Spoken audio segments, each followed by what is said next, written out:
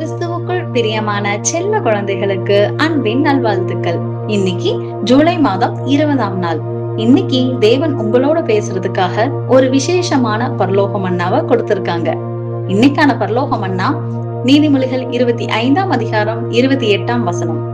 தன் ஆவியை அடக்காத மனுஷன் மதிலிடிந்த பாழான பட்டணத்தை போல் இருக்கிறான்.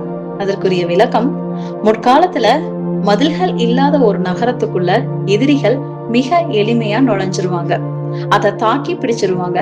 அதே போல நம்முடைய வாழ்க்கையை நடத்துவதற்கு நம்ம கிட்டையும் சுய கட்டுப்பாடும் நல்ல ஒழுக்க குணங்களும் இல்ல அப்படின்னா நம்முடைய வாழ்க்கையிலையும் மதில்கள் இல்ல அப்படின்னு தான் அர்த்தம்.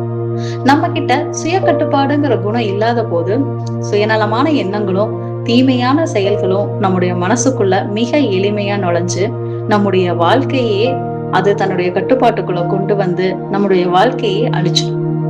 மதில்கள் இல்லாத நகரம் எப்படி பாதுகாப்பற்று இருக்குதோ அதே போல சுய கட்டுப்பாடுங்கிற குணம் இல்லாத பிள்ளைகளுடைய வாழ்க்கையும் ஆபத்தானதாக மாறிடும். எனவே குழந்தைகளே, நாம எப்பவுமே நம்முடைய கோபத்தையும் நம்முடைய எண்ணங்களையும் கட்டுப்படுத்த கற்றுக்கொள்ளணும். அதுவே நமக்கு ஒரு பலமான மதில் போல பாதுகாப்பா இருக்கும். தீமையான காரியங்கள் நம்ம மனசுக்குள்ள நுழையாதபடி தடுத்து நல்ல குணங்களோட நம்முடைய தேவனுக்கு பிரியமான பிள்ளைகளாக வாழ நாம பழகிக்கொள்ள வேண்டும். செல்ல குழந்தைகளே, இந்த மன்னாவை இன்னும் தெளிவா புரிஞ்சுக்க உங்க பைபிளை எடுத்து ரோமர் 6ஆம் அதிகாரம் 12ஆம் வசனத்தை வாசிங்க.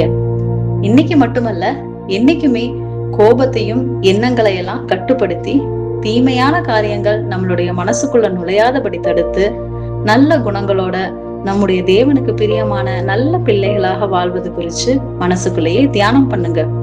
ஓகே குட்டீஸ், இன்னைக்கு இந்த மன்னாவோட சந்தோஷமா இருங்க. இன்னைக்கு நைட்டு ஒரு சூப்பரான வேதாகம கதையோட நாம சந்திப்போம். எப்பவுமே தேவனுக்கும் கிறிஸ்துவுக்கும் பிடிச்ச சமத்த பிள்ளைகளா இருங்க. God bless you. Bye குட்டீஸ்.